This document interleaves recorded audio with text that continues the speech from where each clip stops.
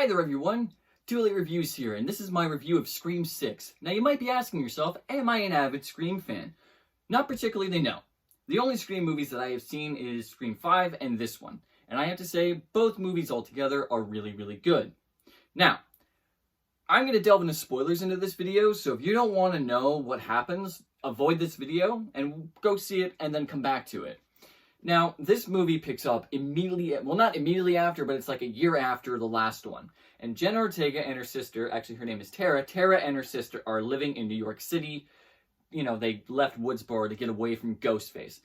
And so, in this movie, Tara's sister, I can't remember her name, is also kind of like being portrayed as, like, she's in the movie, like, she's being blamed and saying that Richie was innocent and that she was the one that killed everyone, but then there are countless witnesses. This is something that doesn't make sense. There's like countless witnesses that can say, oh, she didn't do this. It was this person actually. But they don't do that. So the one thing that I will say about this movie is it's not scary, but it's a good slasher movie. And so moving on from that, they eventually leads into, you know, someone gets killed by Ghostface, and they start getting phone calls again. They start getting stalked by Ghostface, and so then they go through the whole, oh, okay, so we're gonna talk about, like, okay, this is what happens to a sequel to the requel, and then it's like, oh, legacy characters can die, but also, you know, main characters can die, and this is what bugged me. They say that, like, main characters, like, from the requel can die, but none of them die. Not even Courtney Cox. I mean, like, the one girl dies, but then the core four, as they call themselves, all live. They all fucking live. And I was kind of like, okay, you say that those characters can die and should die, but they don't. You know, I kind of feel like in the movie it would have a bit more of a pull if, you know, one of those characters died. Even get, like, I think there's like 4 kills in this movie, maybe a couple more. I can't remember, but it was kind of dumb, in my opinion. And other than that, though, the movie is really good. The twist, however, is kind of dumb. I saw it with one of my best friends, and she said that the twist was the exact same as I think it was Scream 3. So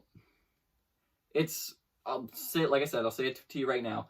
The twist is the Ghostface killers are the brother, sister, and father of Richie from the last movie. Now, it surprised me a little bit, but at the same time, it's kind of like, I was kind of like, all right,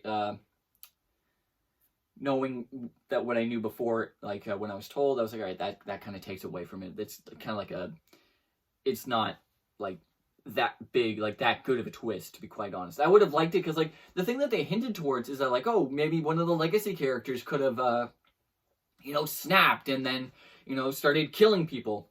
And I thought that they were gonna make it Sidney. Now, it wouldn't make a lot of sense, but they mentioned Sidney, and then they mentioned the fact that one of the legacy characters could have turned into Ghostface. So that would have been a weird twist, but, you know, it would have been, you know, a better twist. Like, what? Sidney was Ghostface? What the fuck? But they don't do that. And like I said, the kills aren't exactly, they're bloody and they're a little gory, but they're not Terrifier level, which nothing has to be Terrifier level of gory. I'm just saying that maybe a little bit more gore would have been preferable, like a bit more shock factor where you could, like, go like, oh, but there are a couple kills that actually are pretty brutal. Like, when Jenna Ortega's character fucking takes the knife and stabs the guy in the fucking mouth, like, in the mouth, and then, like, proceeds to, this is a very phallic image, and I can't believe I'm doing this, but she takes the knife and then twists it in his mouth. It's just fucking, it's fucking, it was brutal, and it's just, ugh. But that was actually one of my favorite kills. That was, like, by far one of my favorite kills. And then Jenna Ortega's character, I thought she was gonna die, but honestly, looking back, Jenna Ortega is like really big in Hollywood now. So I doubt they would have killed her off. Because it's just, you don't do that. It's like Finn Wolfhard. Like, I saw on Facebook one person post, like, I guess Jenna Ortega is, has to be in everything now. And I just said, I'm like, the same thing was with Finn Wolfhard. He was literally in everything until, Jenna Ortega came along. And now Jenna Ortega is the next big person in Hollywood, which is understandable. She's a good actor. But I'm getting off topic. Now, this movie is good. Like I said, it's very good. It's not really scary, but it's good.